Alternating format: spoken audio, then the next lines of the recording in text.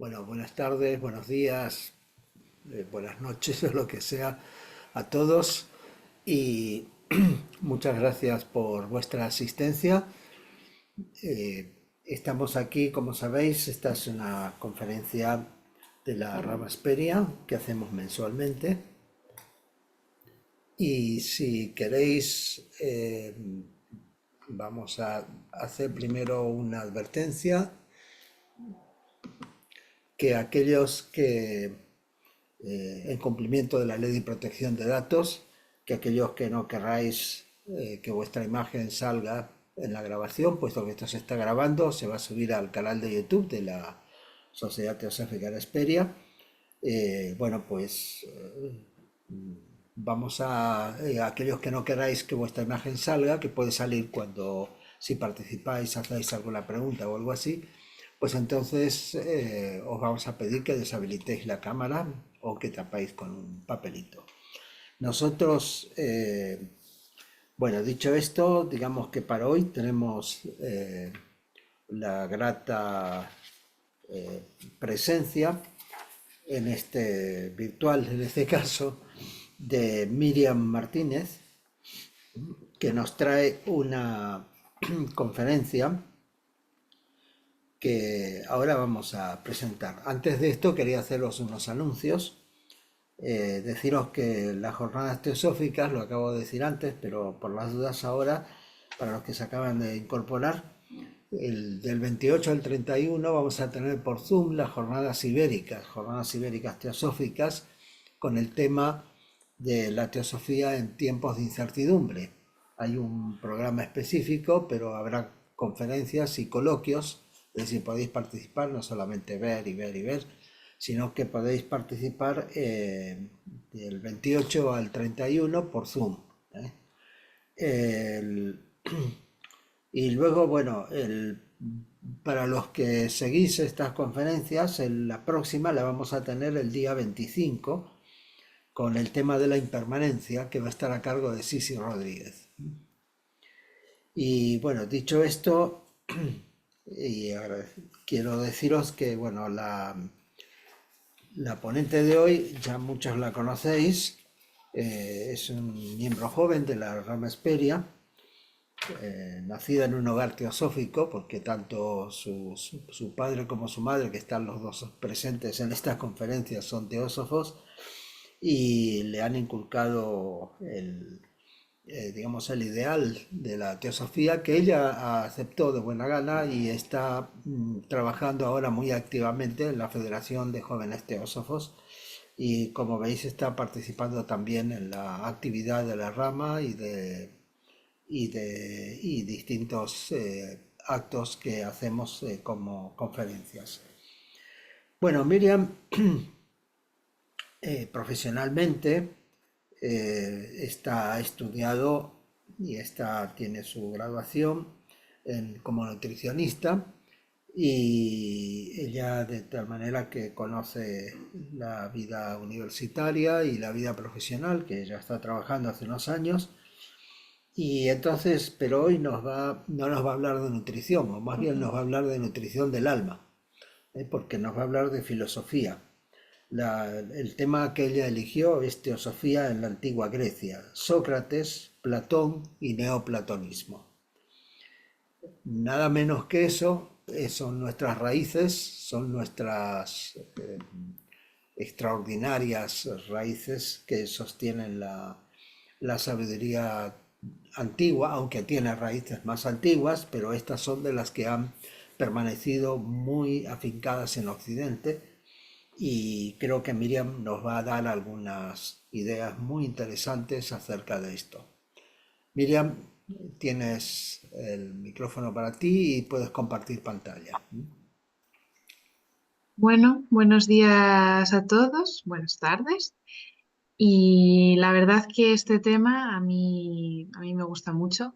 Yo creo que fue de lo primero que me empezó a llamar la atención relacionado un poco con la teosofía y la verdad que es un tema que me fascina. Es complejo, entonces espero no aburriros mucho con muchos términos y también espero estar a la altura. Como ha dicho Carlos, son las bases de nuestro mundo occidental y pensé que es un buen tema para explorarlo juntos. Entonces os voy a compartir mi pantalla.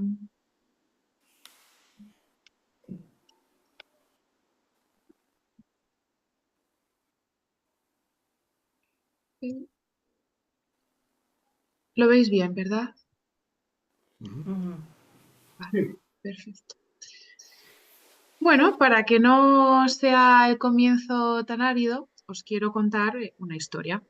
Esta imagen que estáis viendo en pantalla se corresponde al olivo de Atenea que está en la Acrópolis de Grecia. Y os voy a contar un poco la historia. Bueno, dicen que entre una de las disputas que había entre los dioses, ya sabéis que en la época antigua nos relatan la creación del mundo y diversos fenómenos naturales como ciertas historias, mitos entre los dioses, como pongo aquí. Entonces, bueno, dicen que se iba a fundar una nueva ciudad y había dos grandes dioses que querían competir por ser los patrones de esta ciudad, Poseidón y Atenea. Poseidón decidió clavar con mucha fuerza su tridente, su poderoso tridente en la tierra, y entonces hizo que brotara agua. Por su parte, Atenea plantó un olivo y se dejó a los ciudadanos de esta ciudad que decidiesen quién quería que fuese su patrón. El pueblo deliberó y sacó una conclusión, que por la naturaleza de la fuente salada, los habitantes no podrían hacer nada con ella, aunque fuese algo muy exuberante, muy bonito, muy mágico. Y sin embargo, del árbol que Atenea habría plantado, podrían obtener alimento, aceite y además una sombra sobre la que cobijarse cuando hiciese mucho sol. Por este motivo se eligió el olivo como símbolo de la ciudad y esta ciudad que se fundó fue nada más y nada menos que Atenas. Entonces, bueno, es en la ciudad de Atenas donde vamos a empezar la exposición de hoy. Quiero hacer un pequeño contexto histórico para que sepamos dónde estamos y qué está pasando. Bien, nos encontramos entre los siglos 4 a.C. y 6 de Cristo. La civilización griega en este momento alcanza su máximo esplendor a través de la filosofía, de las ciencias, de las artes, de la política y de la literatura. Y aquí se va a producir un evento muy importante. Es lo que los historiadores llaman del mito al logos. Y consiste en que la Grecia que había transmitido las historias, justamente como el mito que estaba contando ahora de la fundación de la ciudad de Atenas, va a dejar paso a un nuevo sistema de pensamiento. Este nuevo sistema de pensamiento es el logos. Logos en griego significa razón, pero lo que vamos a ver aquí es que significa mucho más. ¿Y cómo vamos a poder relacionar esto con las enseñanzas que nos da la teosofía?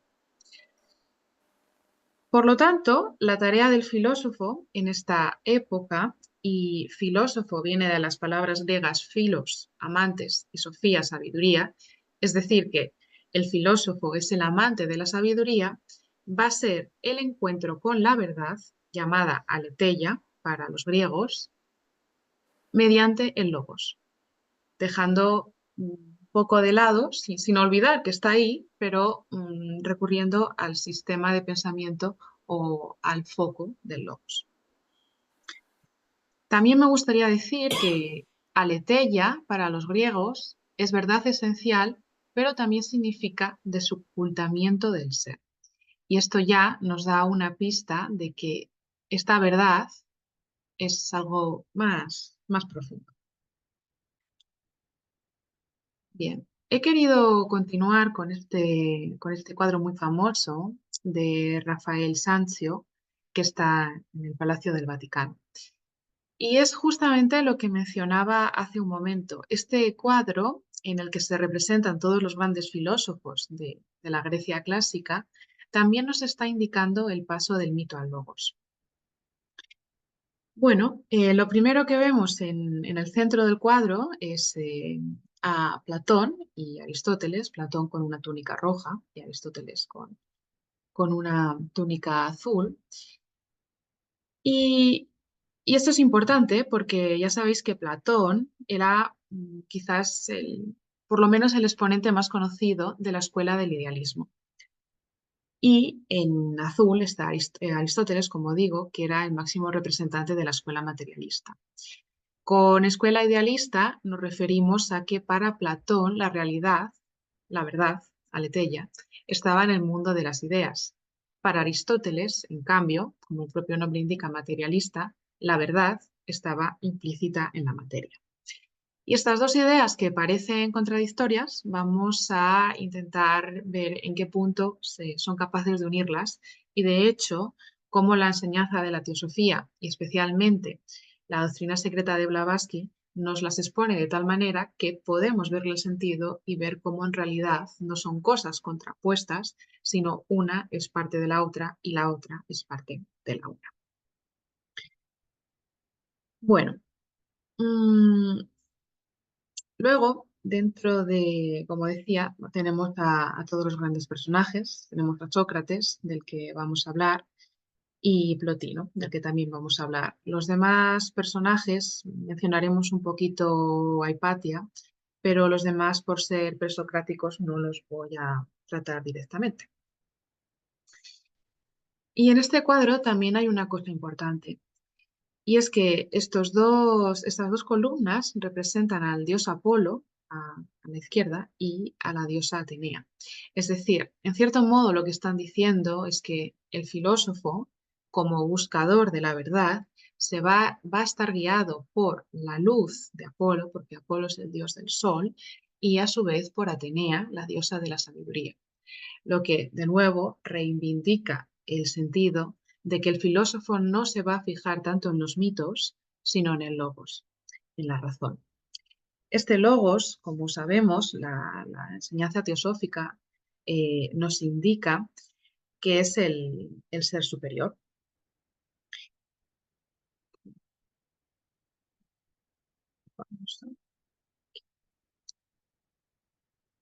Bueno, Nietzsche, esta frase es de Nietzsche y nos dice: la filosofía griega comienza, al parecer, con una fantasía absurda, con la proposición de que el agua es el origen, el seno materno de todas las cosas. ¿Merece la pena realmente parar mientes en ella y considerarla con seriedad? Sí, y por tres razones. Enuncia algo sobre el origen de las cosas. Lo hace sin metáforas ni fábulas, otra vez desde el pensamiento de Logos, y en ella está contenida, aunque sea solo en forma de crisálida, la idea de que todo es uno. Bien, como decía, los filósofos en esta época, su máxima ocupación es la búsqueda de esta verdad. Para buscar esta verdad, ellos quieren buscar el principio de todas las cosas. A este principio de todas las cosas es a lo que ellos llaman el arjé o el aqué. Desde los primeros filósofos, incluyendo a Tales de Mileto, que también era matemático, Tales propone que como todas las cosas están formadas por agua, entonces el principio de las cosas tiene que ser agua. Luego tendremos a otros filósofos, como Heráclito, que dirán: no, el fuego es el origen de todas las cosas y todo está en permanente movimiento, que se contrapone, por ejemplo, a las ideas de Zenón de Elea y de Parménides, que dirán: no, el ser es lo primero de todas las cosas, el ser es el uno y de el ser emanan todas las siguientes cosas. Claro, y luego vendrá Pitágoras, ¿verdad? Ese señor de los números y de los triángulos, y dirá: el uno es el origen de todas las cosas. Cuando ellos se referían al uno, naturalmente no se referían, el término uno no es lo que posteriormente se ha conocido como Dios. El uno es el principio, sin que esto tuviese implícito un sentido de deidad, o por lo menos un sentido de deidad que estuviese separado de la naturaleza misma de las cosas. El uno es la realidad, pero yo soy parte de esa realidad. Yo también soy parte de ese uno y ese uno es parte de mí. Vale. Entonces, con esto, no sé si os he conseguido introducir un poco al pensamiento de los griegos, pero vamos a empezar ya con Sócrates. Bueno, la máxima de Sócrates, ¿verdad? Era solo sé que no sé nada. Sócrates fue un filósofo moral profundamente irónico que de algún modo condensa el pensamiento de los presocráticos, de los que mencionaba justo antes, de Heráclito, de Tales de Mileto, de Zenón, de Lea, de Parménides, de todos estos. Pero al parecer dicen que abandona el estudio de la filosofía natural porque la considera profundamente inútil, que no conducía a ninguna parte, sino a la confusión de las ideas y de la mente. De tal modo que Sócrates no se ocupa de cuestiones metafísicas, sino se ocupa de cuestiones más mundanas, de la filosofía de lo mundano, digámoslo así. Pero asimismo, mediante la filosofía de lo mundano, podemos decirlo así, de conseguir definir unos principios universales. Nuevamente, justamente de lo que acababa de decir, es buscar el uno, pero no en las ideas metafísicas, sino en el mundo de a pie. Es decir, lograr una definición universal sobre la base para construir la ciudad, que para los griegos ya sabéis que es el término de polis. El método que él utilizaba, seguro que habéis oído escuchar, es la mayéutica. La mayéutica, por la propia terminología de la palabra, lo que indica es auxiliar en el parto de la propia luz del alma, de la propia luz de la inteligencia. De tal manera que cuando se está discutiendo una idea, cuando se está pensando sobre algo, tiene que surgir una concienciación. Una concienciación que viene por la propia transformación interior que es propia de la sabiduría. Es anunciar el nuevo e invitante camino al rumbo interior.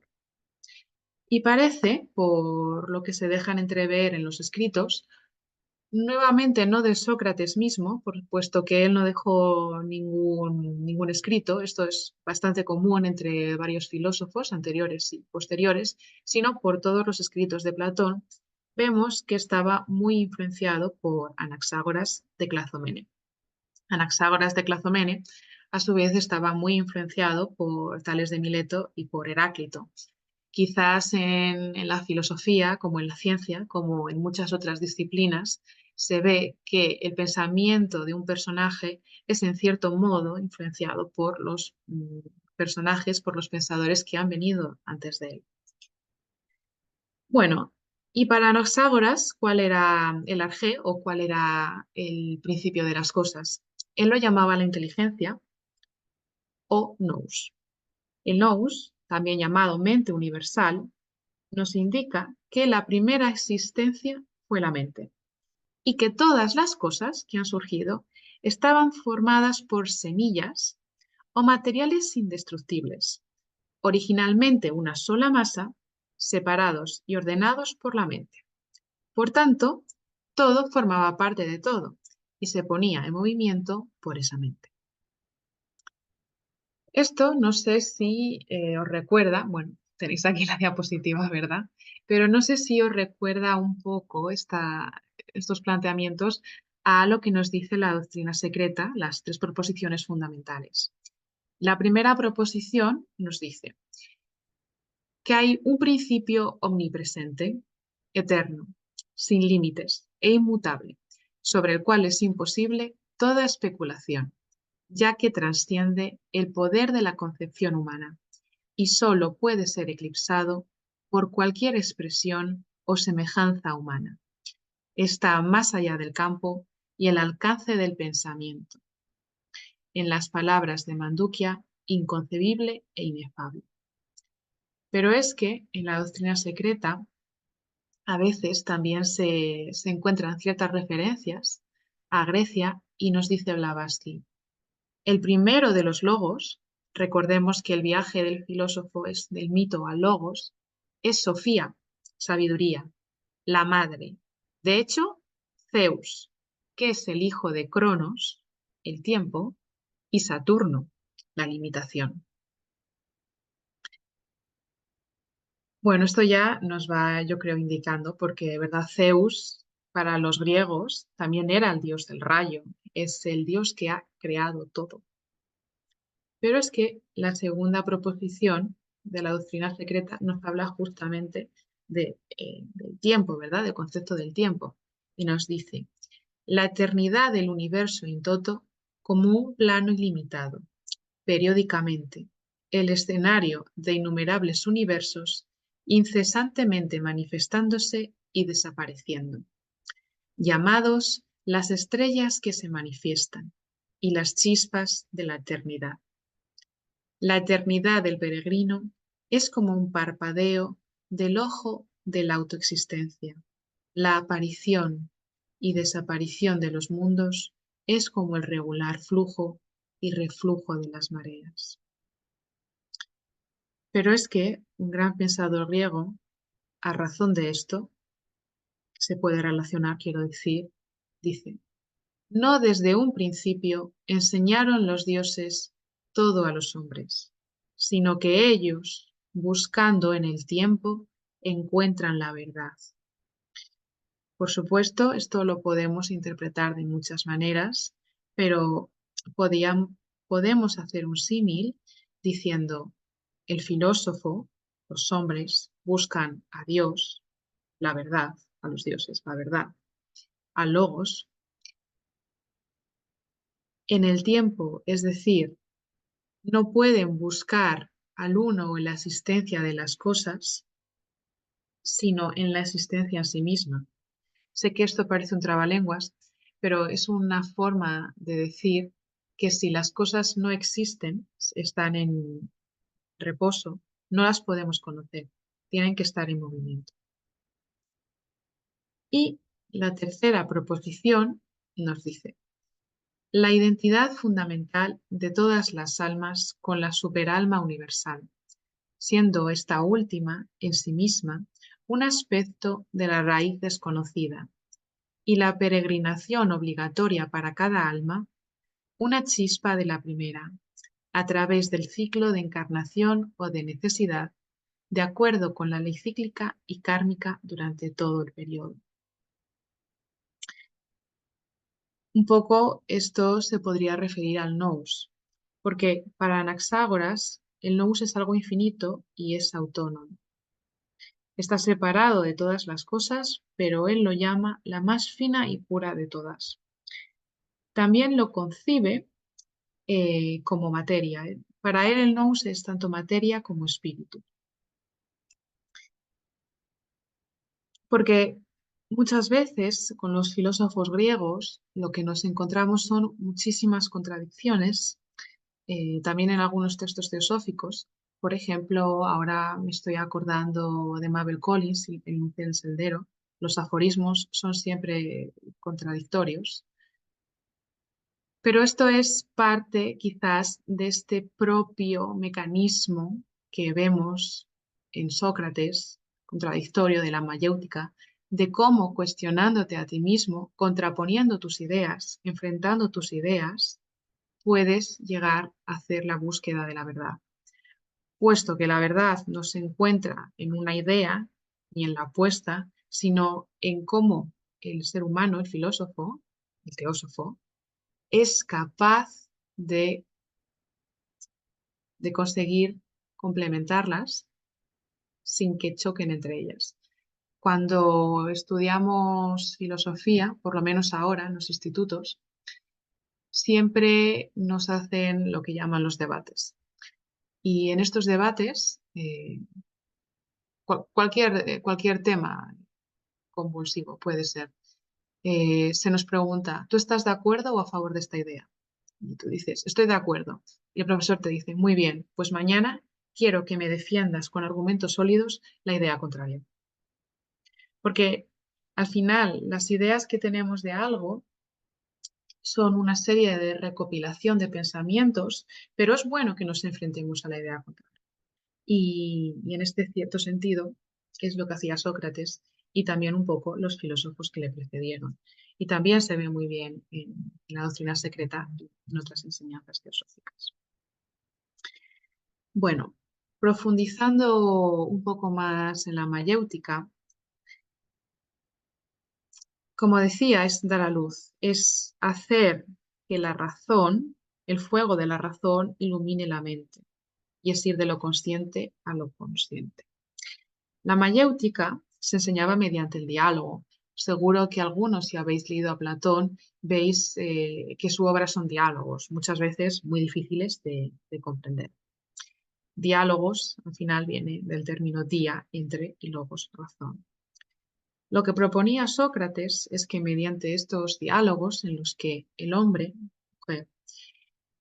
se podía conocer a sí mismo, podía lograr hacer un autodominio y lograr la virtud, que para los griegos también era una máxima, la virtud se llamaba arete, para hacer del cuerpo un instrumento al servicio de esa sabiduría, al servicio de aletheia, porque en esa sabiduría estaba la verdadera libertad y la verdadera felicidad, y éstas solo podían venir de algo superior. ¿Cómo se realizaba este autodominio? Bueno, para Sócrates, como decía antes, no se buscaba mediante la discusión de ideas metafísicas, sino se hacía en el mundo del día a día. Se hacía mediante la acción política. Porque muy al contrario de lo que la política vemos que significa hoy en día, para el filósofo griego la política es el servicio a la ciudad. La política es la ciencia al servicio de la polis, que es la ciudad. Y el filósofo tiene la tarea de conocerse a sí mismo, de ser capaz de autodominarse a sí mismo para hacer un mejor servicio a esta sociedad. Pero claro, esto simplemente por la voluntad, nos dice Sócrates que no es posible y que el elemento más importante es el amor. Y nos habla por primera vez del concepto diotímico. Al parecer, el concepto diotímico del amor fue una enseñanza que le impartió Diotima de Mantinea. Él dice que ella fue su maestra. No sabemos, porque no está comprobado, si Diotima fue un personaje real, si un personaje histórico, quiero decir, o si fue una alegoría, una metáfora que él utiliza para explicar estas cosas. Pero yo os quería traer hoy aquí eh, la discusión que tienen entre ellos para que veamos un poco cómo funciona la mayéutica, el sistema de Sócrates, y cómo ella, la propia Diotima, va haciendo a Sócrates cuestionarse sus ideas sobre el amor. Comienza Sócrates en uno de sus diálogos. Todo lo que sé sobre el amor se lo debo a ella. Voy a referiros lo mejor que pueda y conforme a los principios en que hemos convenido Agatón y yo, la conversación que con ella tuve. Y para ser fiel a tu método, Agatón, explicaré primero lo que es el amor y enseguida cuáles son sus efectos. Me parece más fácil referiros fielmente la conversación que tuve con la extranjera. Había yo dicho a Diotima casi las mismas cosas que acaba de decirnos Agatón, que el amor era un gran Dios y amor de lo bello, y ella se servía de las mismas razones que acabo de emplear yo contra Agatón para probarme que el amor no es bello ni bueno. Esto parece un poco contradictorio, ¿verdad? Pero es que Sócrates quizás tiene una frase muy importante en la que dice, yo no hablo solamente de lo justo, de lo bueno y de lo bello, sino también de lo grande, de la salud, de la fuerza, en una palabra, de la esencia de todas las cosas, de lo que son ellas por sí mismas. Es decir, sin que le demos un significado moral en función de la época cultural, social en la que vivimos, de lo que se establece por correcto y por incorrecto, sino porque al final lo que estamos haciendo con los filósofos griegos es explorar la esencia de las cosas como las cosas son, o por lo menos intentarlo. Bueno, y seguimos con la conversación. Hablábamos de que Diotima le dice que el amor no es bello ni bueno. Y Sócrates le dice, yo la repliqué, ¿qué piensas tú, Diotima, entonces? ¿Qué? ¿Será posible que el amor sea feo y malo? Habla mejor, me respondió. ¿Crees que todo lo que no es bello es necesariamente feo? Mucho que lo creo. ¿Y crees que no se puede carecer de la ciencia sin ser absolutamente ignorante? ¿No has observado que hay un término medio entre la ciencia y la ignorancia? ¿Cuál es? Pregunta Sócrates. Tener una opinión verdadera sin poder dar razón de ella. No sabes que esto ni es ser sabio, puesto que la ciencia debe fundarse en razones. La verdadera ciencia para los griegos es el logos, es la ciencia que está al servicio del logos, de la razón pura. Ni es ser ignorante, puesto que lo que participa de la verdad no puede llamarse ignorancia. La verdadera opinión ocupa un lugar intermedio entre la ciencia y la ignorancia. La opinión para los griegos tiene el término de doxa y realmente no es el conocimiento puro. El conocimiento puro ellos lo conocen como episteme. Pero nuevamente lo que tratamos aquí es de ir de esta opinión, de la idea que tenemos de las cosas, al verdadero conocimiento, a la verdad. No afirmes, pues, replicó ella, que todo lo que no es bello es necesariamente feo y que todo lo que no es bueno es malo. Pero Diotima, porque, claro, sí. Entonces dice, pero Diotima, ¿quiénes son los que filosofan si no son ni los sabios ni los ignorantes? Claro, aquí es donde él está siendo irónico, porque dice, bueno, pero un filósofo tiene que ser sabio. Pero recordemos que Sócrates es el maestro de solo sé que no sé nada. Y dice Diotima, hasta los niños saben, dijo ella, quizás para un ser más irónica, que son los que ocupan un término medio entre los ignorantes y los sabios, y el amor es de este número. La sabiduría es una de las cosas más bellas del mundo, y como el amor ama lo que es bello, es preciso concluir que el amor es amante de la sabiduría, es decir, filósofo, y como tal se halla en un medio entre el sabio y el ignorante, porque al final nosotros concebimos el amor, concebimos la verdad y concebimos la filosofía en base a lo que nosotros somos capaces, al alcance que podemos tener de estas cosas. Y nuestra mente, como parte del mundo material, no puede conocer toda la verdad, o por lo menos de momento. Sigue Diotima. A su nacimiento lo debe, porque es hijo de un padre sabio, rico, y de una madre que no es rica ni sabia. Cuando ella dice esto, no se refiere a un padre ni a una madre en el sentido literal del término, sino a los opuestos. Como decíamos, la segunda proposición de la doctrina secreta, en el tiempo se manifiestan los opuestos y, en cierto modo, también son parte de la realidad. En cuanto a la idea que tú te formabas, no es extraño que te haya ocurrido, porque creías, por lo que pude conjeturar en vista de tus palabras, que el amor, esta frase es muy importante, que el amor es lo que es amado y no lo que ama. El amor es, tú pensabas que el amor es lo que es amado y no lo que ama.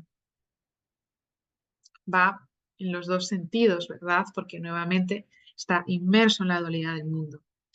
He aquí, a mi parecer, por qué el amor te parecía muy bello, porque lo amable es la belleza real, la gracia, la perfección y el soberano bien, pero lo que ama es de otra naturaleza distinta, como acabo de explicar.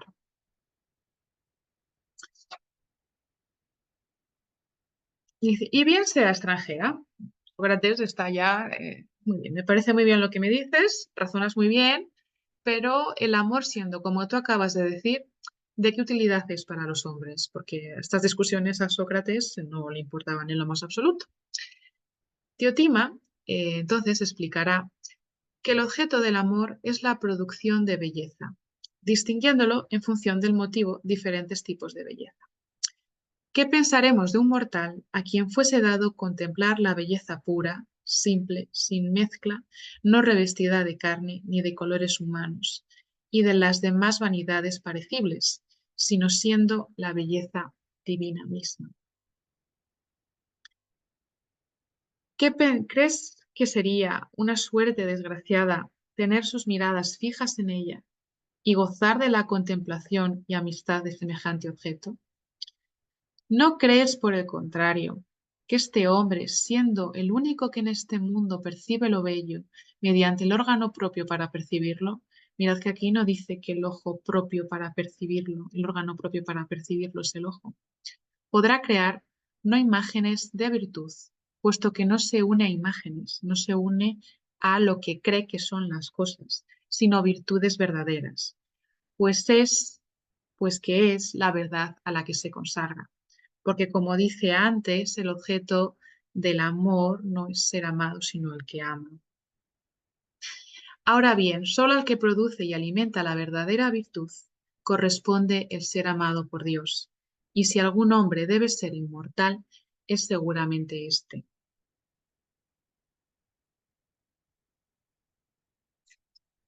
Y quizás en Sócrates podemos concluir que fue amado por Dios, aunque no por los hombres. Ya sabéis que en determinado momento de la historia, pese a todo el servicio que había hecho en Atenas, se dice que Sócrates iba impartiendo filosofía por el mercado. Se encontraba con una persona y entonces le preguntaba, ¿hace un buen día? Y a lo mejor el otro señor le decía, no, no hace un buen día. ¿Por qué crees que no hace un buen día? Y así empezaba mediante su método la mayéutica, aunque fuese un poquito irritante quizás, a enseñar a ir más allá de las opiniones. Pero en determinado momento la corte de Atenas le juzga.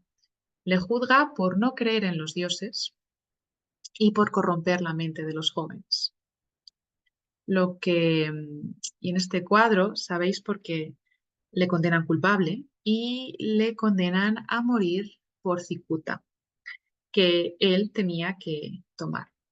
En el cuadro yo creo que se ve muy bien cómo están los discípulos de Sócrates, tristes, los que no quieren saber nada y se van, puede ser. El propio Sócrates, muerto por la cicuta, pero como, pese a estar muerto, el Sócrates, la verdad, pues sigue con el dedo en lo alto, diciendo, apuntando hacia justamente la verdad, hacia el conocimiento verdadero de las cosas, porque la muerte es solo una transición. Y solamente os quiero leer unos pequeñitos párrafos de una gran obra que os recomiendo que leáis si tenéis tiempo. Ya sé que tenemos siempre muchas cosas que hacer, que es la Apología de Sócrates. Es maravillosa, pero resumo simplemente unos pequeños párrafos. Y dice, y así debe ser, atenienses, quien ocupa un lugar de responsabilidad por creerse que es mejor, o bien porque allá le han colocado los que tienen autoridad, debe mantenerse firme, resistiendo los peligros, sin tener en cuenta para nada la muerte ni otro tipo de preocupaciones, excepto su propia honra. Sería sin discusión mucho más deshonroso y con ello sí que me haría merecedor de que alguien me arrastrase ante los tribunales de justicia por no creer en los dioses, porque desobedecía al oráculo, por temer a la muerte y sobre todo por creerme sabio sin serlo. En efecto, el temor a la muerte no es otra cosa que creerse sabio sin serlo. Es presumir de saber algo que se desconoce, pues nadie conoce que sea la muerte, ni si, en definitiva, se trata del mayor de los bienes que pueden acaecer a un ser humano.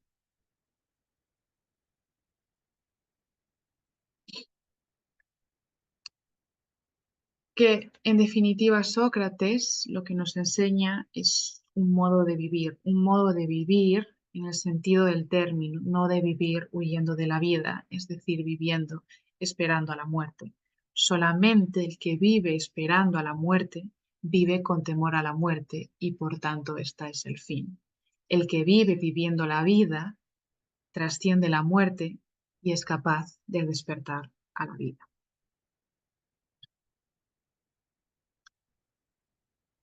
A pesar de ello, los hombres la temen como si en verdad supieran que es el peor de los males.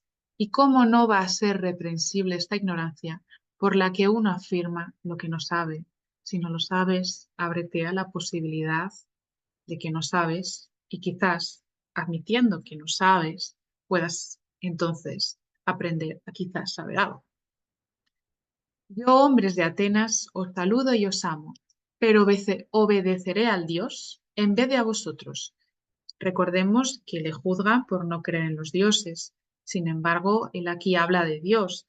Claro, este Dios no es la idea o imagen que han hecho de Dios, lo que han entendido por lo que significa la diosa Atenea, el dios Poseidón, sino Dios es el Logos.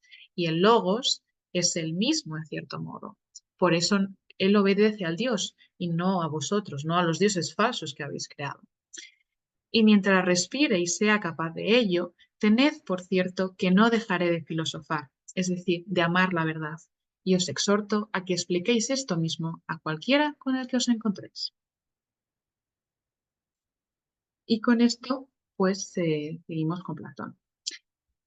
Platón también nace en Atenas, parece ser que pertenece a una familia noble por parte de su padre y de parte de su madre. A los 21 años se dice que conoce a Sócrates y entonces tira todos los libros de filosofía que hasta entonces había conocido. Se consagra a la filosofía y a servir a sus conciudadanos mediante la práctica de la virtud. Por la reforma del individuo quería alcanzar el bienestar de la ciudad y a construir una ciudad ideal donde los filósofos serían los preceptores y gobernantes, pusieran fin a los males que aquejan a la humanidad. Como dice él en una frase, solo la filosofía puede realizar una comunidad humana fundada en la justicia. Parece ser que en cierto momento de su vida viaja a Siracusa, a la corte del rey Duoniso, y allí ve la corrupción. La corrupción no sé si es un invento griego o si es mucho más antiguo, pero está profundamente decepcionado y frente a este hecho él decide fundar la famosa Academia de Platón, donde vendrían estudiantes de todas partes del mundo a estudiar la filosofía antigua.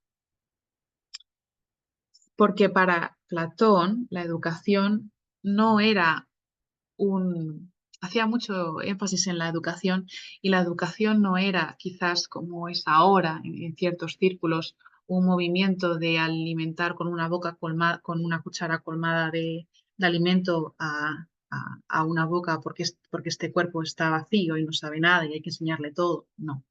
Para Platón, la educación era un movimiento interior y autónomo del alma y no una transmisión externa de un individuo a un otro.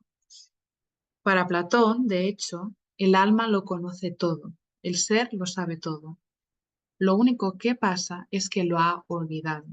Mediante la reminiscencia del alma, el ser humano es capaz de encontrarse con la verdad de las cosas, que es lo que él ilustra con el mito de la reminiscencia. Porque el alma es inmortal. Antes de vivir en un cuerpo, el hombre ha vivido ya en otros cuerpos y en otro mundo. Ha podido conocer todo, tanto el mundo de los vivos como el mundo de los muertos. Y aunque cuando vuelve a nacer de nuevo olvida las cosas, lo puede recordar. Lo puede recordar porque el hombre, en definitiva, es uno con el universo y tiene lazos que le siguen ligando a él. Por esto, aprender para Platón no es llenar de conocimiento, es recordar. Recordemos que la palabra religión viene del término latino religare, que significa recordar. Y este es el verdadero significado de la religión en realidad, pasar el conocimiento por el corazón y mediante la reminiscencia que el ser sea capaz de recordar quién es. Y esto él lo explica mediante el mito de la caverna. Ya sabéis que él explica que hay dos mundos, el mundo sensible, que es del que y al que tenemos la impresión de las cosas. Y esto él lo ejemplifica con un hombre que está en una caverna oscura y que no ve nada, está encadenado de pies y manos y no puede salir. Pero en el fondo de la caverna hay un fuego y en un pasillo van pasando hombres que tienen imágenes, que tienen objetos y mediante la sombra que produce el objeto iluminado por el fuego, el hombre que está encadenando ve sombras de los objetos, pero nunca ve el objeto real en sí mismo. De tal modo, y un poco también enlazando con lo que decía Sócrates, las personas tenemos ideas, tenemos pensamientos, tenemos razonamientos, pero no son sino solo sombras de lo que el fuego, que sería en este caso lo que ilumina, es en realidad. Bueno, eh, porque esta caverna pues, es el mundo visible, el fuego que lo ilumina es la luz del sol. Pero sabemos que en un determinado momento a este prisionero se le sueltan de las cadenas y poco a poco va transicionando no solo a llegar a ver el fuego, sino al mundo exterior. Y explica cómo este proceso tiene que ser hecho de una manera muy lenta, porque la luz es tan grande que puede cegarle. Esto también hace un símil al camino espiritual, porque si nos emborrachamos de conocimiento espiritual, porque tenemos mucha motivación, que es muy bueno, ¿verdad? Pues al final lo que ocurre pasando es que nos podemos volver un poco, nos podemos desequilibrar un poco, porque es tanta la luz que no somos capaces de asumirla. Y entonces se nos dice que vayamos poco a poco, vayamos purificando los sentidos para ser capaces de captar y de integrar más esta verdad en nosotros mismos. Recordemos también que esta, esta verdad es dual, entonces nos aproximaremos a la luz, pero a medida que nos aproximaremos a la luz, la sombra también será más fuerte.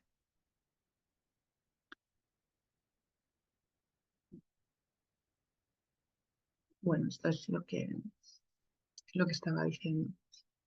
Platón también incide en la importancia del amor y como mencionaba antes hace un momento, el concepto de Diotima del amor no es lo máximo.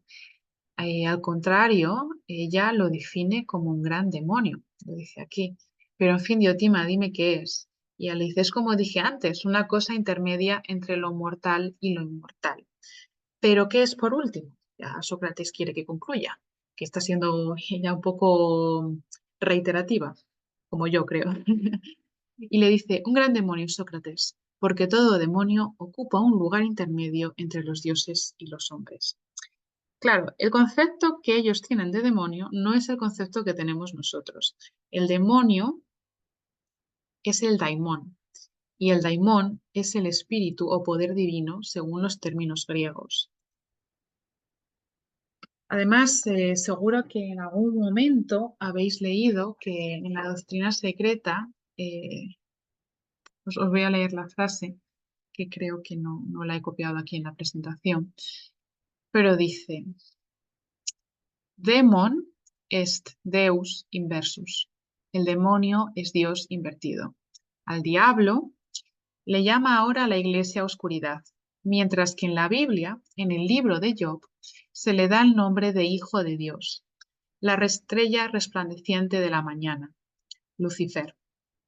Existe un completo sistema filosófico de artificio dogmático en la razón por la que el primer arcángel que brotó de las profundidades del caos fue llamado Lux, Lucifer, el hijo luminoso de la mañana, o aurora manvantárica.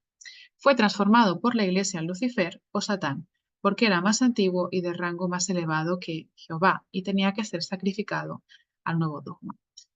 Al decir esto, no quiero decir que el demonio sea bueno, es simplemente lo que pretendo al introducir esta otra concepción del demonio que tenemos normalmente asumida, es hacernos pensar que los opuestos están siempre presentes y que si en el movimiento del péndulo, si nos inclinamos más a un lado del péndulo que a otro, perdemos perspectiva, perdemos equilibrio y en cierto sentido negamos la otra parte de esa misma realidad. Y como ya sabemos, y quizás el que más nos enseñó esto fue el psiquiatra Jung, todo lo que no conoces, todo lo que temes y todo lo que no te atreves a enfrentar, al final te domina. Y en esta exposición, y especialmente en los filósofos griegos, ellos pretendían conocer toda la verdad, absolutamente toda la verdad.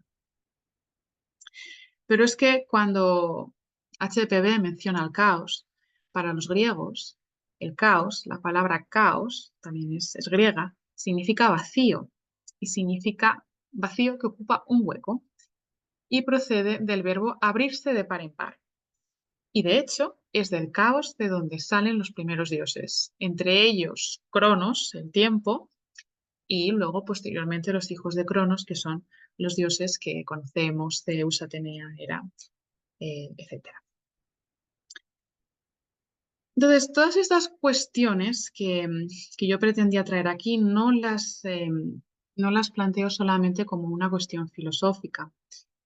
Cuando Sócrates nos enseñaba a pensar, nos estaba ayudando a ver esto, una cosa, la otra, la contraria, como parte del uno, de la esencia de las mismas cosas. Si aquel prisionero nunca se hubiese cuestionado, prisionero del mito de la caverna, que había algo más allá de las sombras de su caverna, nunca hubiese salido de su prisión. Pero el filósofo, teósofo, es el buscador de la verdad, porque el logos vive en él, y mediante la búsqueda de la verdad es capaz de integrar las polaridades, que es en definitiva la tarea del ocultista. Vale, creo que sí había puesto eso.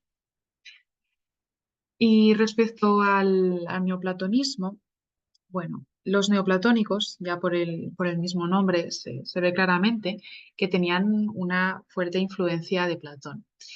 Coincidían en él en algunas cosas, pero en otras no. Por ejemplo, ellos consideraban el uno también como la realidad, pero no consideraban que esa realidad había que alcanzarla, porque esa realidad del uno emanaba, que eso es la doctrina de la emanación. El uno emanaba al nous, o la mente universal, y de la mente universal o nous al alma.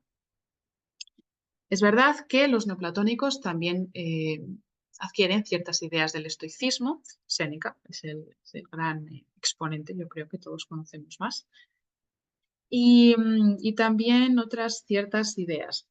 Los neoplatónicos, a su vez, fueron una gran influencia para el gnosticismo y el movimiento religioso cristiano de la Edad Media. Aunque nuevamente, con el paso del tiempo, las ideas, o por lo menos lo que se quería decir con las ideas, va quedándose un poco relegado. Bueno, esta frase es de Plotino. Plotino dice: muchas veces me despierto escapándome de mi cuerpo, extraño a toda otra cosa. En la intimidad de mí mismo veo una belleza maravillosa. Yo estoy convencido, sobre todo entonces, de que tengo un destino superior. Mi actividad es el grado más alto de la vida, y yo estoy unido al ser divino, y me fijo en él por encima de los demás seres inteligibles. Bueno, quizás Plotino fue el exponente más grande, el más conocido al menos, de todos los neoplatónicos.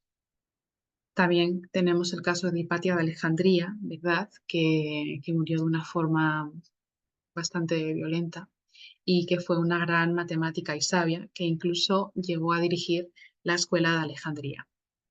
El origen del neoplatonismo como término se remonta a Ammonius Saccas, que fue el gran maestro. Y también tenemos otros ejemplos, por ejemplo, en Jámblico y en Proclo. Bueno, quizás los neoplatónicos, para los que estudiamos teosofía, sea especialmente interesante, porque es, dicen, cuando el término teosofía en sí comienza a aparecer. En la clave de la teosofía se afirma, de hecho, que el nombre de teosofía data del siglo III de nuestra era y comienza con Ammonius Saccas y sus discípulos que iniciaron el sistema teosófico ecléctico. Ellos, los neoplatónicos, fueron los teósofos de los primeros siglos. Fuertemente influenciados por Platón, comenzaron este movimiento. Entonces, no sé si os acordáis que al principio de la conferencia decía que quizás la idea más enfrentada durante el pensamiento griego es cómo puede ser que según Heráclito todo fluya y según Parménides todo esté quieto. Bueno, en cierto sentido, los neoplatónicos esto lo reconcilian, porque al decir que existe el uno y todo emana del uno, de algún modo están diciendo, sí, todo existe en un estado de perfección, pero a la vez todo se está moviendo. Y también HPB será capaz de reconciliar esta aparente dicotomía en el proemio de la doctrina secreta cuando ella comienza a hablar de Parabrahman, hablando de Parabrahman como el ser perfecto del que hablaba Parménides. Como decía, el uno no se puede equiparar a Dios, es simplemente el bien primario. Para Plotino, que es el autor de las Eneadas, yo creo que es el texto neoplatónico más extenso que hay, el camino del bien se tiene que hacer repudiando los sentidos del mundo sensible de Platón, es decir, de las formas, emprendiendo el retorno a la patria, despertando la vida interior y labrando la propia estatua hasta asemejarse a Dios. Así llegará el alma a la belleza de la inteligencia. La belleza de la inteligencia es el nous, y de ahí el bien, el logos, nos dice Plotino. Al contrario que las ideas que se popularizarán a partir de la Edad Media y que aseveran que Dios, la derivación que se hará de la idea del uno, pertenece a un reino diferente al humano, es en los neoplatónicos, yo creo, los últimos exponentes en los que se ve que el hombre puede conocer la realidad. En tiempos de Platón también se encontraban los sofistas. Para los sofistas, lo que no se puede conocer, el hombre no lo puede pensar. Entonces nunca lo va a saber y por lo tanto no tiene ningún sentido emprender la búsqueda de lo que no se sabe, porque es sencillamente y lógicamente imposible. Pero los neoplatónicos, Platón, Sócrates, se oponían a esto y decían, sí, se puede conocer la realidad.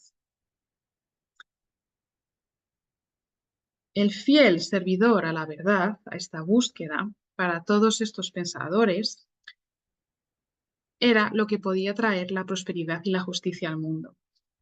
Y a lo mejor yo creo que os podéis preguntar por qué he traído hoy estos personajes tan antiguos y que vivieron en un tiempo tan diferente al nuestro. ¿Cómo puede ser esto aún vigente?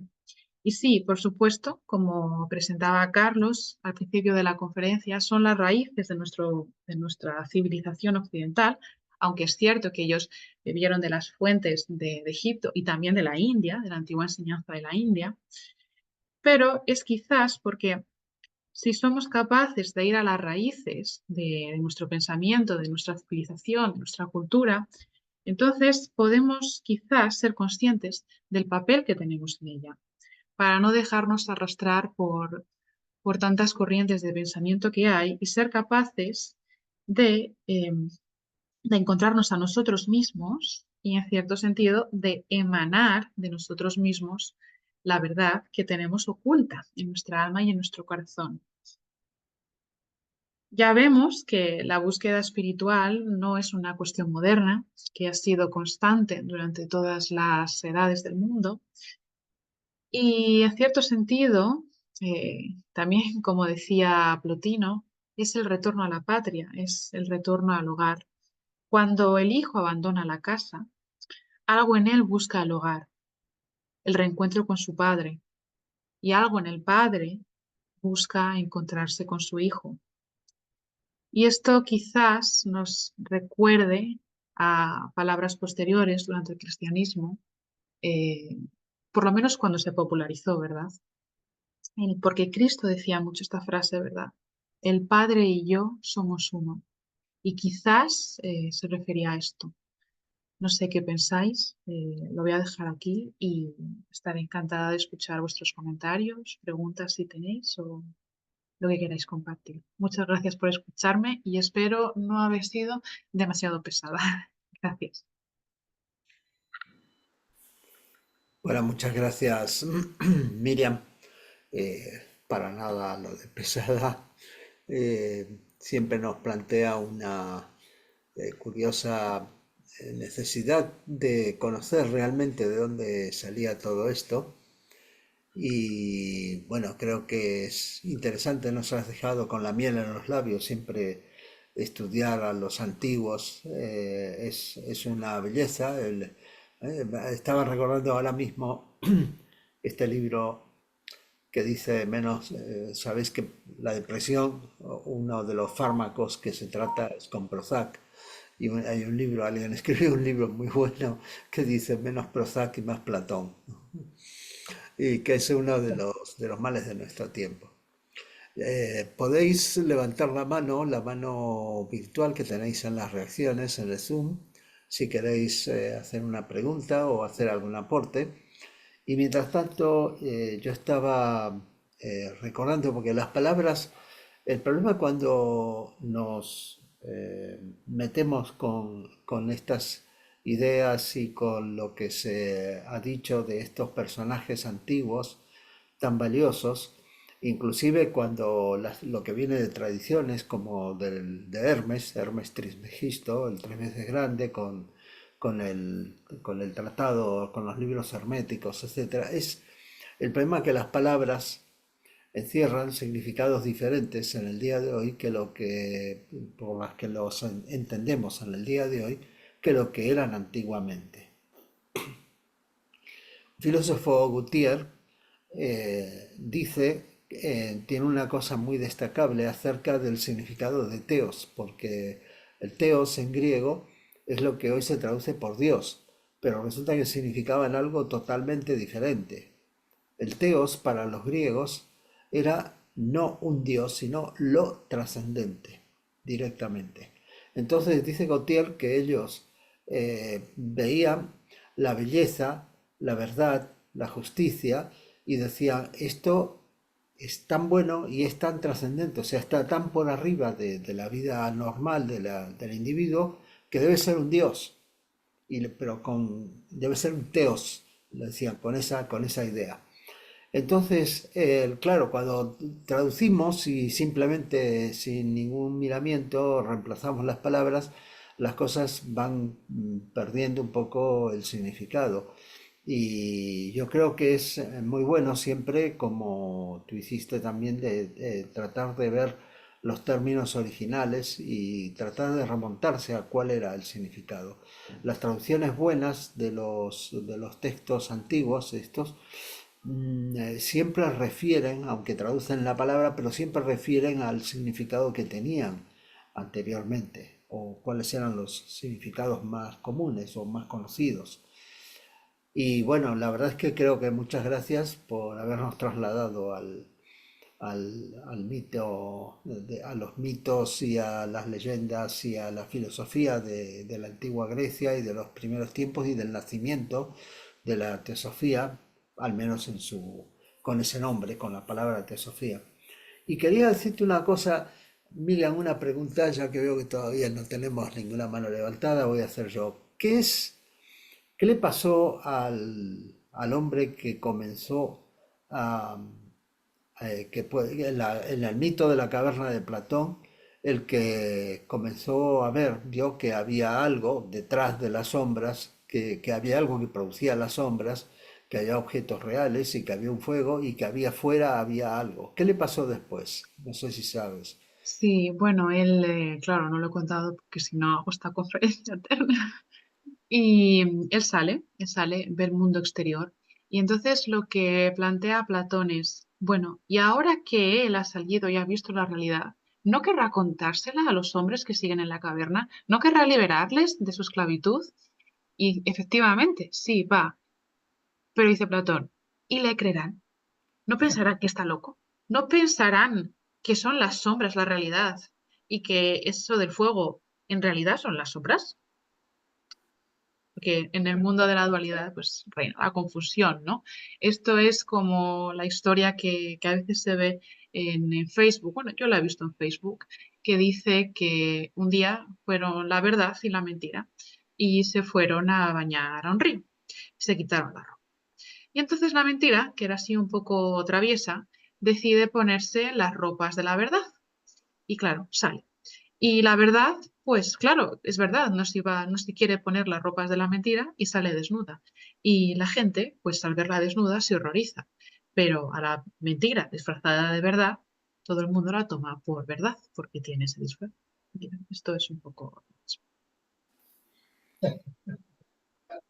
Así es, efectivamente.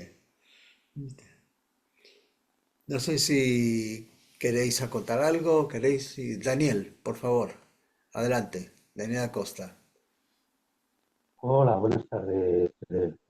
Soy Miriam. Felicidades por la exposición.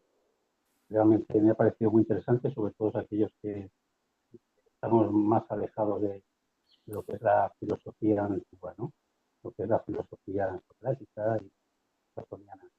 Yo que acudo últimamente a conferencias sobre filosofía, tengo entendido que Platón acabó renegando del mito de las cavernas, que acabó renegando de lo que él había expuesto.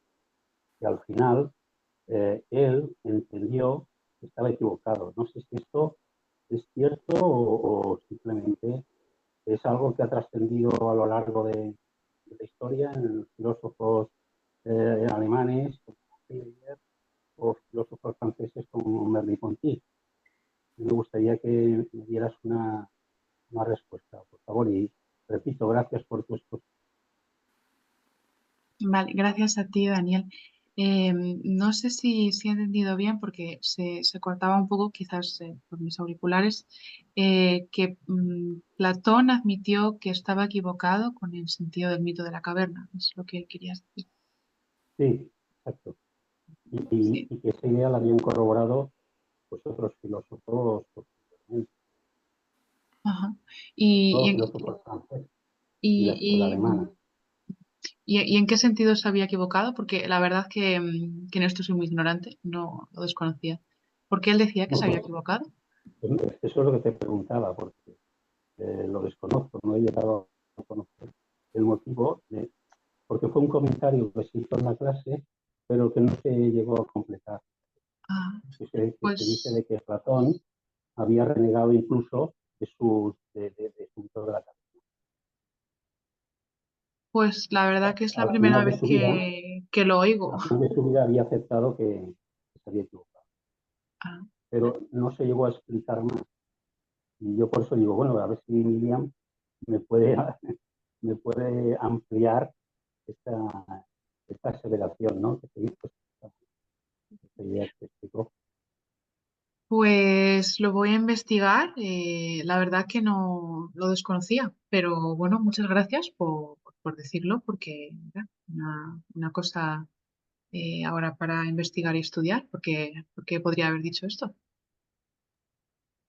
Pues te agradezco que lo investigues y yo por mi parte también lo voy a hacer porque voy a interesarme más en las clases que voy ahora. Pues voy a preguntarlo y Vale, Daniel, muchas gracias. Oye, pero entonces, ¿cuál a es la vosotros. referencia? ¿Quién afirma que Platón renegó de su mito de la caverna? Bueno, eso lo explicaron en una conferencia cuando estábamos hablando de Merleau-Ponty. Merleau-Ponty es un filósofo francés y hablando del mundo de las ideas, un comentario que hubo al final de la exposición era que incluso Platón había llegado a renegar de su mito de las cavernas. No lo creo. Pero estaba fundamentado en alguna cita, en algún estudioso, en algún investigador. Eso es lo que quiero corroborar. Ya- Y por eso lo preguntaba, si mm, sabíais algo de esa contradicción en Platón, de esa negativa. Vale, vale, muchas gracias, Daniel. De nada. De momento es un rumor. Muy bien. Antes de darle la palabra a Emilce Ufanti, hay una pregunta de Augusto por el chat que dice, ¿qué nos puede decir acerca de Platón como un iniciado de los misterios? Vale, bueno, al parecer Platón en uno de sus viajes viaja a Egipto y dicen que allí es donde se inician los misterios. La verdad que desconozco exactamente en qué fue, podrían ser los misterios órficos, pero no lo sé. Vale, No puedo decirte más. vale, gracias.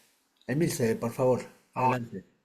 Sí, buenas tardes a todos y por supuesto, maravillosa tu presentación. Realmente creo que fue un elixir para el alma porque nos hace ver la idea del bien y de muchas cosas que tenemos que rever. Y justamente con la pregunta de Daniel, me gustaría que si vos podés ayudarme, ¿por qué será que nos negamos a aceptar el bien de entrada?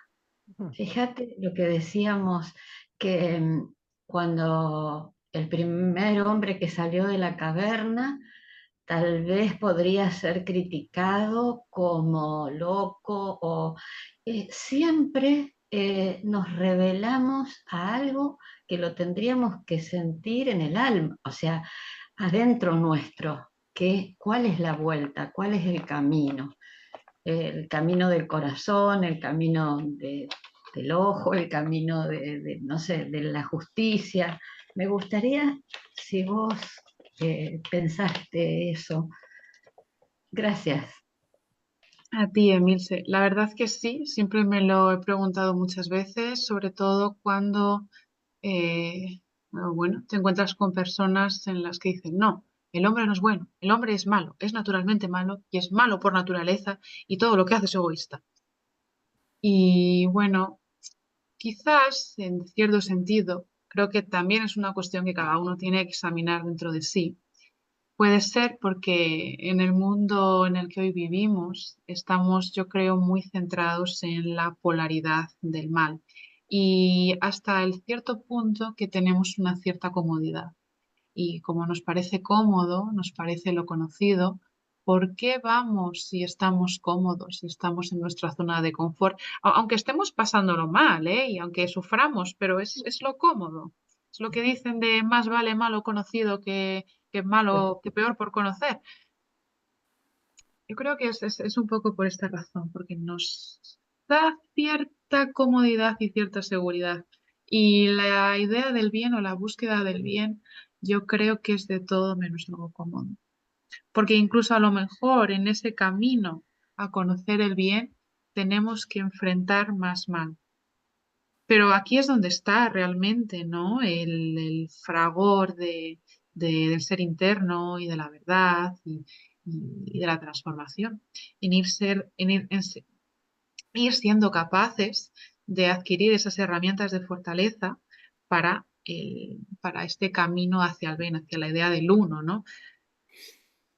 Y en ese sentido es un poco también lo que decía Platón, la clave es el amor, pero no el amor en sentido de apego. Ya sabes que los griegos tenían varias definiciones de lo que era el amor. Estaba el amor pasional, estaba el amor fraternal, que era filia, el amor pasional era eros, pero para ellos el amor más profundo y divino era el ágape, que era la reunión.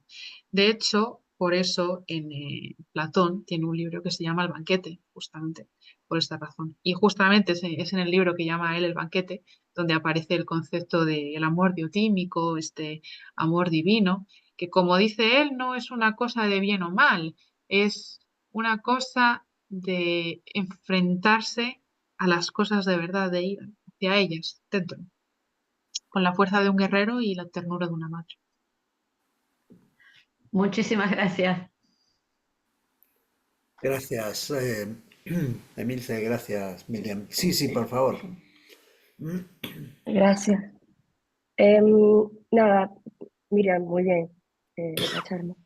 Me puso a pensar un poco el comentario del compañero, el primero que habló sobre si Platón en algún momento eh, renegó del mito de la caverna y por ende cayó en contradicción. A ver, yo no soy filósofa ni soy experta en textos platónicos, pero nunca he escuchado algo así. Nunca. Ni lo he leído ni lo he escuchado. Sin embargo, esto me hizo recordar algo, que es el juicio de Platón, que más o menos Miriam lo comentó. Es muy curioso, ¿no? Porque cuando a Platón lo llevan a juicio, que lo llevan a otros tres filósofos, realmente lo que querían era ponerle límites, porque estaba creando caos entre los jóvenes, ¿no? Y lo primero que hace Platón es que normalmente al acusado, pues el acusado asigna a alguien que lo defienda. Evidentemente, él dijo, yo me voy a defender. Y es muy gratificante ver cómo se defiende, cómo él cae cada uno de los argumentos de sus acusados, ¿no? Sin embargo, a la hora hay jueces, ¿no? Porque no es un solo juez. Los juicios en esa época lo hacía el pueblo, se elegía a un grupo de personas. En el caso del juicio de Platón eran 500 personas, un poco más de 500 personas, creo que era 501, si no me recuerdo, para dar para dar una sentencia del 50+1. Y en el caso de Platón, cuando empiezan a deliberar, después de que Platón se defendió maravillosamente, ya ellos ya venían condicionados de que tenían que sentenciarlo de alguna manera porque había que ponerle límites, pero sin embargo no fue tan fácil. La votación no fue tan grande, fue como algo así como 281 en contra de 220 a favor de Platón. O sea, 281 en contra de Platón, 220 a favor. O sea, tampoco fue así como que todo el mundo fue contra él.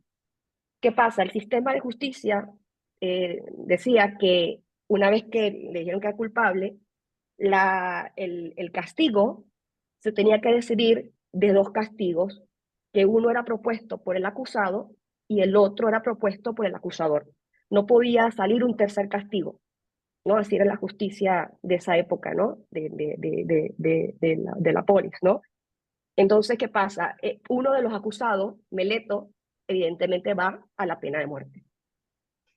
Eso lo que querían era obligar a Platón a humillarlo. Sabían que cualquier otra persona, al encontrarse ya sentenciado y decirle, mira, yo propongo la pena de muerte, obliga al acusado a proponer una sentencia menos mala. No sé si se entiende. Es como que si yo pierdo el juicio y mi acusador me dice, tienes que pagar 100 monedas de oro. Entonces yo digo, bueno, pago 80, ¿no? Empiezo a negociar. Pero Platón dijo que lo peor que le puede ocurrir al hombre es caer en contradicción. Lo peor que le puede ocurrir al hombre es contradecirse a sí mismo. Si él toda su vida había defendido ciertas ideas y ciertos modos de obrar, y durante el juicio que él mismo se defendió, porque él no tuvo un abogado, él mismo a través de argumentos maravillosos que os recomiendo leer, se pasó explicando cómo su hacer no era malo, sino que era buenísimo, que era algo que era el bien puro. Él no podía caer en contradicción y negociar su castigo. ¿Qué hizo Platón? ¿Qué propuso él ante la propuesta del acusador, que era la sentencia de muerte? Dice, bueno, si hay que ser justo, yo propongo que me alimenten para el resto de la vida. Ustedes me tienen que alimentar gratis para toda la vida. Evidentemente, los jueces, 80 de los que habían votado a favor de Platón antes, votaron en contra. Y así fue como lo sentenciaron a muerte. Entonces, esto me vino un poco a la mente, lo recordé, cuando el compañero hablaba de que si Platón al final de la vida se había contradecido. Yo no creo que haya sido así, nunca lo he leído, pero posiblemente haya que revisarlo, ¿no? Nada, quería aportar un poco eso, y que creo que la apología de Platón es algo que debemos leer y analizarlo, y además que es delicioso ver cómo él se defiende con argumentos y desmonta totalmente los argumentos de sus tres acusadores. Y quizás lo más bello de todo ese evento es lo que ocurre después. Porque es que aún así, una vez que le sentencia, y perdone que estoy siendo un poco latosa, una vez que lo sentencian a muerte y le dicen, vale, no te vamos a alimentar toda tu vida, lo siento, o sea, ahora aparte de eso eres chulo, ¿no? A muerte, ¿no? No lo querían matar, le dejaron las puertas abiertas de su celda. Es que no les convenía que muriera. Ellos no querían realmente matar a Platón. Ellos querían ponerle límite a alguien que estaba avivando el avispero. No le querían matar. Y la orden que dieron fue déjenle la celda abierta. Los vigilantes que se vayan, para que se escape. Y sus discípulos, y dejen que sus discípulos entren a la celda, que no esté solo para que le ayude a salir. Y los discípulos le decían a Platón, vámonos. Y ahí viene quizás uno de los discursos más bellos de Platón, que es cómo le explica a sus discípulos el por qué no decide irse y el por qué decide cumplir la ley. Y es un discurso asociado a la idea de la justicia divina, que posiblemente esa fue su última enseñanza. Entonces quería agregar esos detalles que creo que hay que revisar. Igual creo yo que como Platón, si Platón decía que solo sé que no sé nada, pues yo menos, ¿verdad? Yo tampoco sé que no sé nada, lo cual habríamos que revisar bien quién lo dijo, ¿no? Y de dónde viene ese origen, más allá de repetir algo que dijo alguien, ¿no? Muy bien, Miriam, me gustó mucho tu presentación, muchas gracias. Gracias, Sisi, porque, claro, creo que se podría dedicar una conferencia entera a la apología de Sócrates, pero, claro, hay que acortar, ¿verdad? Entonces no he podido contarlo todo, pero te agradezco mucho que tú lo hayas explicado mejor. Sí, porque al final para Sócrates él vive por y para las leyes, y las leyes, no entendiendo las leyes humanas, sino las leyes de la sabiduría divina que él intenta plasmar a través de sus acciones. Y para él sería una humillación completa, sería básicamente casi que venderse a sí mismo el no cumplir con las leyes.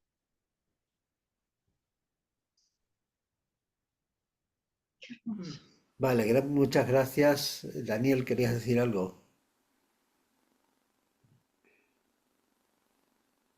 Sí, me quería aportar que lo que he dicho antes, que Platón renuncia a la teoría de las ideas, eso lo dicen comentaristas de Platón, entre ellos Antonio Alegre Gorri. No sé, creo que es un campo que se abre ahí al estudio, si Vale, es de interés. Es lo que puedo aportar en este momento. Gracias. ¿A ti?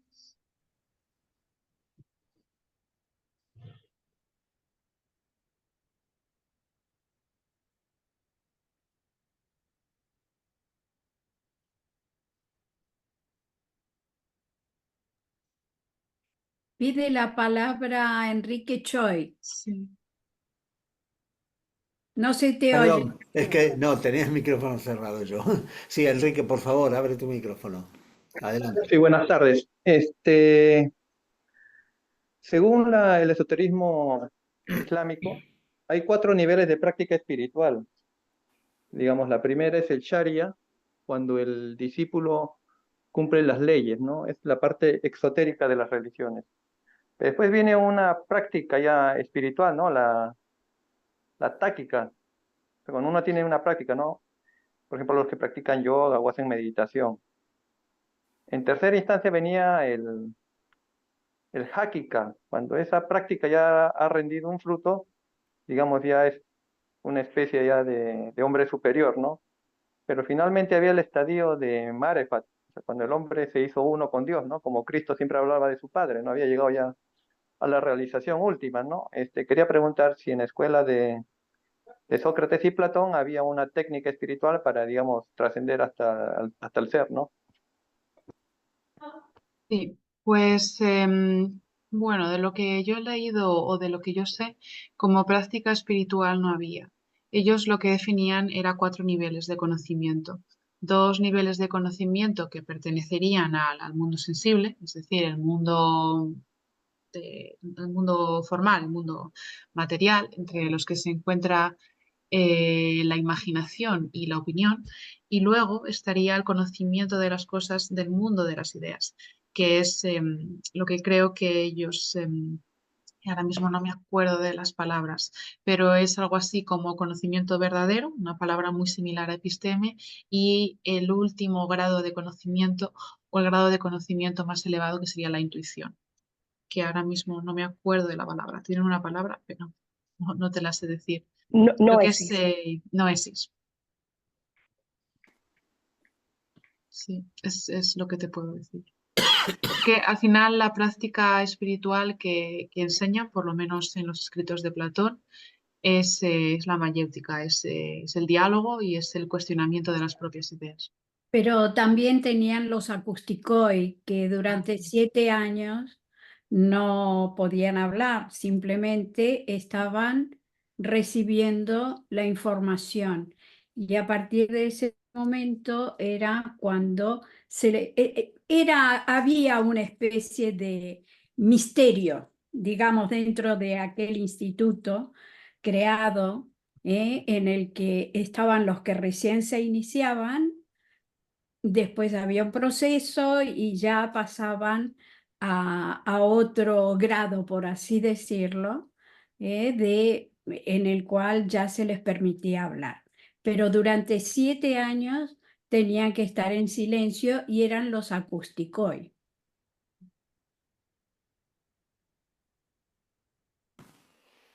Además, si me permitís, Miriam, no sé si Sí, querías sí, sí, sí, no, no, agregar. adelante, adelante. Además, Platón en una de sus cartas, en la carta número 7, dice que deja entrever claramente que había cosas sobre las cuales nunca escribía, que se hablaban, pero no se escribía. Él decía, no se me ocurre escribir acerca de esto, porque o acerca de ciertas cosas que luego se pueden volver en contra de ellos. Es decir, tenía una enseñanza que no es la que que también que no está la que está escrita, además de la que está escrita, perdón. Con lo cual, efectivamente, eso siempre lo hubo, ¿eh? Y lo mismo, de todas maneras, creo que la práctica principal de los filósofos de la filosofía era precisamente el discurrir la, la filosofía, la sabiduría, pensar, razonar. En aquella época, la filosofía no era algo aparte de la vida común, como hoy en día. Uno puede estudiar filosofía, ir a la universidad, graduarse, pero lo que es realmente no es un filósofo, es un profesional de la filosofía o alguien que sabe de historia de la filosofía, de las ideas y todo esto, pero no significa que sea realmente un filósofo. Los filósofos en aquel entonces eran quienes y sus discípulos eran quienes comprometían su vida con aquello que estaban pensando y que estaban diciendo. Que eso es un poco lo que aspiramos en la teosofía, comprometer nuestra vida con aquello que estamos pensando y con los ideales que estamos profesando. Bueno, pues como ya estamos sobre la hora, solo me resta agradecerte mucho, Sisi, perdón, Miriam, y decir que, bueno, que esta conferencia va a ser subida al canal de la Rama Esperia de Zoom. Invitaros a la próxima conferencia por Zoom que vamos a tener en la Rama Esperia, que va a ser para el día 25, jueves 25 en este caso ya de abril, y que va a tratar sobre la impermanencia y que va a estar a cargo de Sisi Rodríguez. Y para los que estéis por Madrid o andéis por Madrid justo por esos días, el viernes 5 de abril vamos a tener una charla coloquio presencial que va a estar a cargo de Miriam, precisamente, de la misma Miriam de hoy, que va a hablar sobre los versos de oro de Pitágoras, los versos de oro pitagóricos, a la cual estáis todos invitados. Y recordaros también que lo que dije al principio, que del 28 al 31 de marzo, ahora en Semana Santa, vamos a tener las jornadas ibéricas de Teosofía por Zoom, y que Bueno, en la web de la Sociedad Teosófica Española está la información y tenéis digamos, las cosas para poder entrar en el Zoom y que está abierto, es para miembros y simpatizantes. Así que muchas gracias a todos y será entonces hasta la próxima. Gracias. Gracias, Miriam, excelente. Gracias. Felicitaciones, Miriam. Gracias. Hermosa tu conferencia. Hermosa. Sí, Encantado. hermosa. Felicidades, felicidades de corazón por la Felicidades. Gracias. Gracias. Gracias a vosotros. Chao. Gracias.